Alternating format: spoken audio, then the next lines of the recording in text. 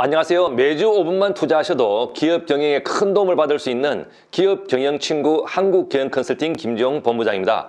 오늘은 대표님들께서 꼭 확인하셔야 할 아주 중요한, 그러면서도 의외로 너무나 신경을 쓰지 않고 계신 한 가지에 대해서 말씀을 드리겠습니다. 바로 재무제표에 관한 부분입니다.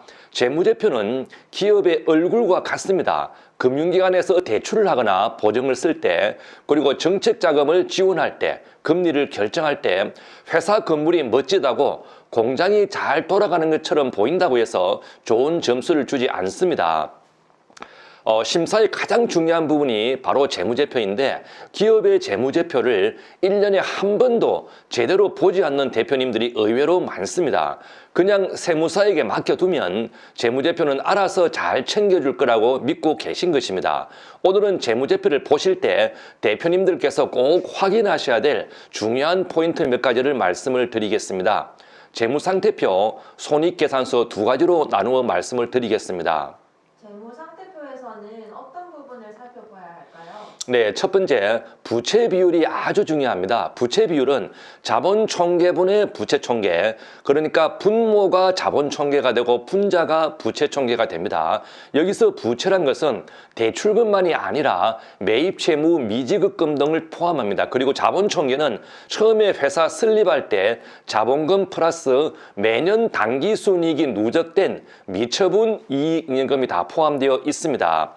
그리고 평균 부채 비율은 물론 업종별 차이가 있습니다만 보통 100% 이하면 양호하고 200% 이상은 다소 높은 편이고 300% 넘어서면 많이 높은 편이라고 보시면 되겠습니다. 부채 비율을 낮추는 방법은 물론 차입금 상환, 증자 등의 방법이 있겠지만 그 외에도 토지를 재평가하거나 법인의 특허를 재평가하는 방법 등이 있는데, 특허 재평가하는 것은 외관법인에서는 인정이 되지 않습니다.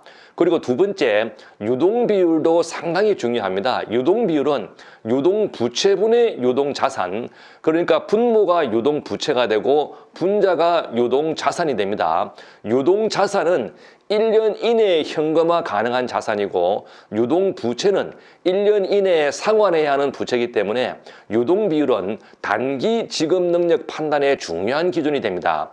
적당한 유동 비율도 물론 업종별 차이가 있습니다만 보통 200% 이상이면 양호하다고 보고 100% 이하는 좋지 않다고 판단을 합니다.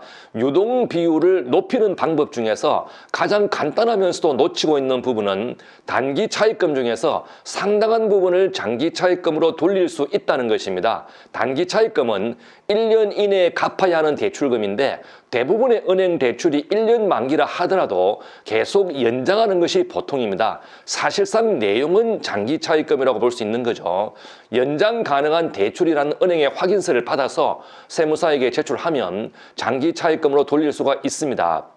그리고 세 번째, 이자 보상 배수도 신용평가에서 아주 중요한 항목입니다.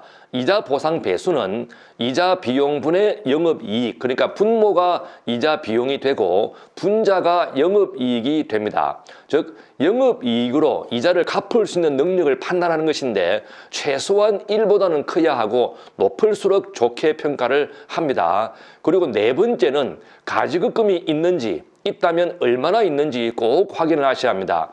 가지급금의 불이익에 대해서는 많은 대표님들께서 알고 계십니다만 역시 세금 면에서도 불이익이 있지만 금융기관의 신용평가에서도 아주 부정적인 영향을 줍니다. 그러다 보니 가지급금을 재무상태의 다른 항목에 파묻어두는 경우도 상당히 많이 있는데 보통 매출채권, 선급금 등에 묻어두기도 합니다.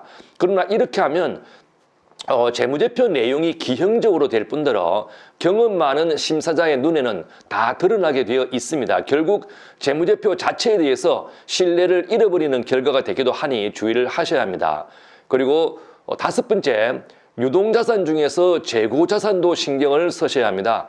그해 연말에 마지막 날 시점에 재고자산을 정확히 파악한다는 게 사실상 쉽지 않은 일이고, 그러다 보니 기업 현장에서는 그해 단기순이익을 필요에 따라 늘리고 줄이는 수단으로 주로 재고자산을 사용하기도 합니다. 재고자산을 높이면 이익이 늘어나게 되어 있고 낮추면 이익이 줄어듭니다. 그런데 이 경우도 너무 자주 반복하면 재무제표 자체의 분식이 되어버리니 주의를 하셔야 합니다. 그리고 6번째, 마지막으로 미처분 이익 잉여금이 얼마인지 확인하시고 효과적인 환원 방법도 연구를 하셔야 합니다. 미처분 이익 잉여금이 많이 쌓이게 되면 주식 가치 상승의 원인이 되어서 결국은 세금 부담으로 연결이 됩니다. 손익계산서에는 어떤 부분을 살펴봐야 될까요? 네, 첫 번째, 금융권에서는 가장 중요시하는 것이 우선 매출 증가이기 때문에 매출 증가 여부가 아주 중요합니다. 그리고 해마다 매출 원가 비율이 오르고 있는지 내리고 있는지 잘 확인을 하시고요. 그리고 판매 관리비의 내용 중에서 고정비와 변동비를 구분해서 보십시오. 항목별로 절약 가능한 방법들을 잘 검토를 하셔야 합니다. 이 부분은 외부에서 컨설팅 하는 게 중요한 것이 아니고 대표님과 책임 있는 실무자분들이 회사 현장의 특성을 고려해서 잘 분석해 보셔야 합니다. 그리고 단기 순이익보다는 영업이익이 더 중요하기 때문에 매출액 대비 영업이익이 몇 프로인지 상향하고 있는지 하향하고 있는지 잘 분석을 해 보셔야 합니다. 오늘은 재무제표의 중요한 포인트에 대해서 안내를 드렸습니다. 대표님들께서 사업상 외부의 중요한 고객분들을 만나시면서 급하다고 해서 집에서 세수도 하지 않고 나오시는 분은 없습니다. 마찬가지입니다.